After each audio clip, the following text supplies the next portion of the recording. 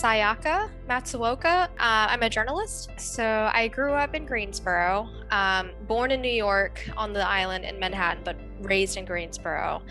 And I was raised sort of on the north side of Greensboro, near like Summerfield, on the edge of Greensboro and Summerfield. So I went to school at Jesse Wharton for a little bit, then Summerfield Elementary, then Kernodle, and then Northwest. And I would say that being on the northern part of town, it was predominantly white.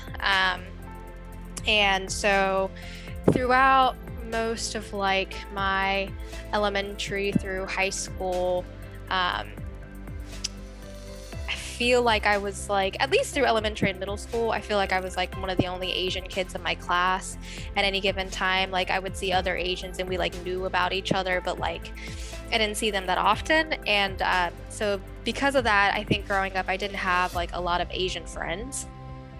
We had like family friends in South Carolina through my parents' business that I knew that I'd grown up with who were also Japanese. So I was close to them up until like maybe like middle school or so. But then, you know, family stuff gets busy, and so we didn't visit them as much. So yeah, growing up, I never really had close Asian friends, which is sort of different, completely different from how my sister grew up, and that she gravitated towards the only Asians that she would find, and she grew up with mostly Asian friends and now has almost all exclusively Asian friends. And she joined like an Asian club at UNCG in college, and so all of her like friends as adults are Asian. But now I'm doing sort of like, I'm moving backwards, and then I'm like trying to like actively make Asian friends now as like a 28-year-old, because I don't have any, and most of my friends are white. And I feel like, yeah, it's weird. It's weird that I don't have Asian friends, and it makes me sad. So I'm like trying to make more Asian friends. There was a lot of self-hate up until I got to like maybe college, where I was like very much avoidant of like my my Asianness and my Japaneseness outside of like being at home, because of course at home like both my parents are Japanese, and you know my mom cooks Japanese meals and we speak Japanese, so I was very much entrenched in the culture. But not having any of that sort of like exposure in Greensboro outside of my house, I think I did like wish to be white. So like I wanted to like be white.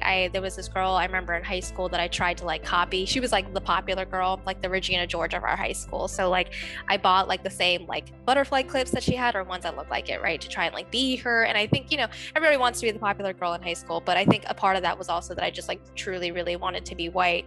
And so I did I think avoid making friends with Asians. That plus the fact that there weren't that many Asians, I feel like, when I was growing up. And then yeah, for my sister, she was lucky, I think, because like we had another family friend who they bought a house like across the street from us, and they were also Japanese, and they had a daughter that was like a year younger than my sister. So they were super close, and they grew up best friends from the age of like 4. So they were also always really close, and she always had that like Asian best friend. And I never had someone that was like close in my age except for like my sister. So she had that, and so I think she developed friends. And then there were some other Asian kids in our neighborhood who were around that same age. So she also developed friendships with them. And I think it was just like sort of a natural continuation of that, of like being comfortable, like being Asian with other Asians. And so she was like, oh, like this feels good, so I'm going to continue to just like have Asian friends and seek Asian friends. Whereas like I was the opposite, because I didn't see that many other Asians, and so I feel like I didn't really have the opportunity to make friends. And then when I did, there was that sort of weird like combination of like self-hate, wanting to be white, and so like gravitating towards white people. And then so now, like, you know, whatever, 20 years later, I'm like, okay, I need Asian friends because I don't have any. So yeah, I think that's maybe what, like, even though we're only 4 years apart, like I think those are some of the things that contributed to our friend groups being so different. Definitely steeped in the language. I speak it better and more fluently than my sister does. The food is huge, right? Asians, I mean, all ethnic groups love food, but I feel like Asians like love food. And so like I just eat a lot of Japanese food. It's always my favorite food. My dad was a sushi chef growing up, so he would like make sushi on special occasions. My mom cooked every single meal, like for dinner. Like we had home cooked meals almost every night. And so that was like huge. So the cultural aspect I feel like was there, like the food, the language. And then to an extent, like I watched a lot of like Japanese dramas like through middle school and high school. So like when I would go home, instead of watching like, I think like kids my age back then were watching things like One Tree Hill or like Dawson's Creek, I would be watching like Japanese dramas instead. So like I think that's also a reason why like I kept up with like a lot of the Japanese, because like my sister and I growing up in the same household, I retained language better than her. And I think it might be because I watched so much Japanese drama. So a lot of it was mostly cultural, so like entertainment and food and the language. But yeah, it was really almost all confined to like being at home. And once I stepped out, there wasn't really anybody that I was like sharing that with until like maybe a little bit in high school and like college. I turned 29 this July. And so I was in college from 2010 to 2014. So 7 years ago. Ugh. It feels like a long time ago. I went to UNCG and I got a bachelor's in art history. Going to college and becoming more like self-aware and growing and maturing, that was huge for me too, in that I was like, why is it that I hate that part of myself? And then, I was learning more about like race theory and intersectionality, and that in college was like when like the Black Lives Matter movement really started to take off. And so thinking about all of those things and then bringing it back to my identity and my own race, I was like, wait a minute, like there's like years of this self-hate going on. Like, how do I undo that? What is self-love in terms of like hold your identity and your race, like what does that look like? The thing that I feel like I'm missing is that community aspect. Like I'm no longer uncomfortable with like my Asianness. I'm super proud of it, like but I feel like I'm missing that portion still, and that's sort of the piece that I'm working on now. Right towards the beginning of the Black Lives Matter movement, when they were doing protests downtown, and I remember I had gone to one of the protests, and I had like written something about the protests, about like how angry I was and like my thoughts and feelings about it. And then I think around the same time I saw this like internship opportunity, maybe posted on Facebook, and I was like, okay, yeah, like this sounds like something I can do. Like I never took like a journalism class, like I can't even remember if I took a communications class. I probably did, but I just thought, I felt like I sort of understood what journalism was, and then through doing the internship, I was like, wow, this is pretty great. And I just remember like it being like it was a perfect like marriage of like my activism and like my like passions for like for justice married into like a solid concrete thing that I could do, right? Like put pen to paper and like enact change that way. And I do feel like I bring a certain sensibility to the paper because I am a person of color and maybe a little bit more tapped in. Not that a white person wouldn't be, but I do feel a responsibility to do right by people of color too, especially as an Asian person who has privileges over other groups of color. The video games that I'm playing, it doesn't seem as common. But there are a lot of Asians.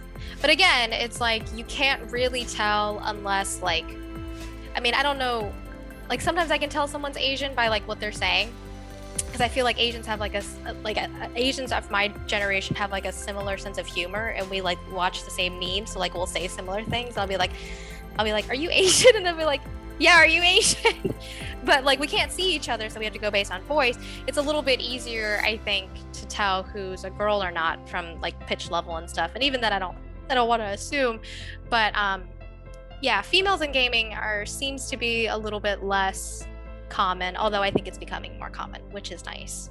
Didn't play when I was younger. Like my mom was like, it's a waste of time and your brain. So I didn't play. Like we had a Wii, I think, but like I never had like an Xbox or like a PlayStation. And so like when I got to college and people were playing, I would just like be so bad. But now I have a PC that my fiance built me, and so we'll like it's like a thing that we do to bond. Like we'll play video games together. And then we got my sister into it. So when she lived with us up until recently, we had like 3 computers like side by side. We had like a station, like a battle station of like PCs, and we would just like play video games together. So especially during the pandemic, it's been a really nice way to stay in touch with like friends. My fiance's brother, who like lives on the other part of the state, like we would play like all the time. So it's been really nice, and I think it's like watching Netflix or something. It's just like a stupid serotonin thing. I think something happens in your brain like when you like do the thing and you like get the points or like kill the bad guy or whatever. It's not that, I don't think it's that good for you for sure. Like sitting for 4 hours playing video games is like not good for you. I'm trying to do less of it, but I think for the longest time, like during the pandemic, it felt like one of the only things that you could do that was safe and still like social. And so we ended up playing a lot of it, but yeah, it's fun. I am really competitive, so it's nice to be able to play something where you can get better, you know, and see progress in that way. But it is a time suck. I should play less.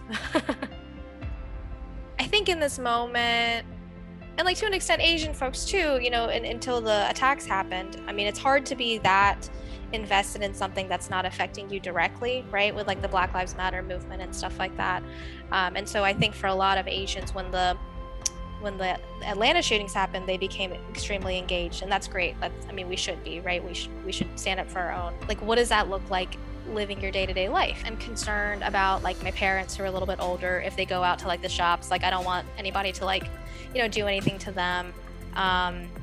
My sister, when she studied abroad in Australia a few years ago, and again, this is before this wave of Asian hate, but in Australia, she was in Sydney, and there's a lot of Asian folks there. And I think the sort of like race relation between a lot of Australians and Asians is kind of how it is here with Latinx people and Americans, and that they think that, you know, the Latinx people are coming in to take their jobs.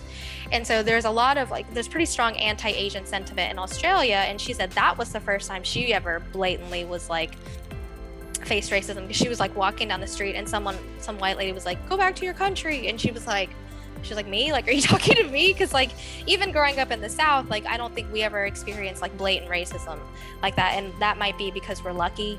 It might also be because we were, you know, born like in the 90s, and it's, you know, it's a little bit better. And we grew up in Greensboro, which is a larger city, so it's a little bit more diverse. We're living in a pandemic, and so it's tough for everyone, and people are tired, and people have the energy basically just to live day to day.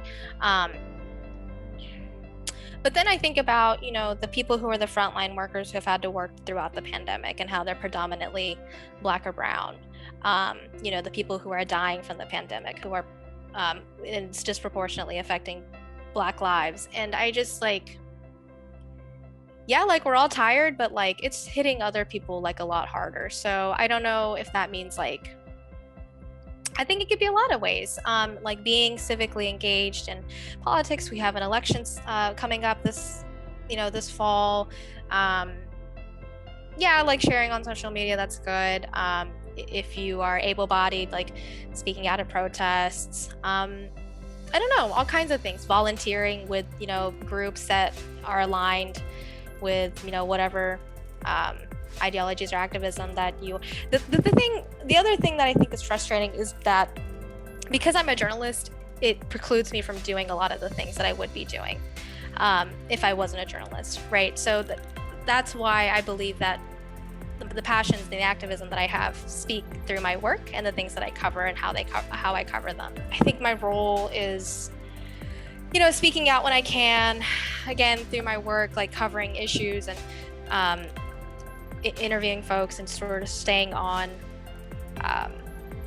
like local groups like the one you guys are doing, and then being involved in groups like this is the way that I can sort of use my voice.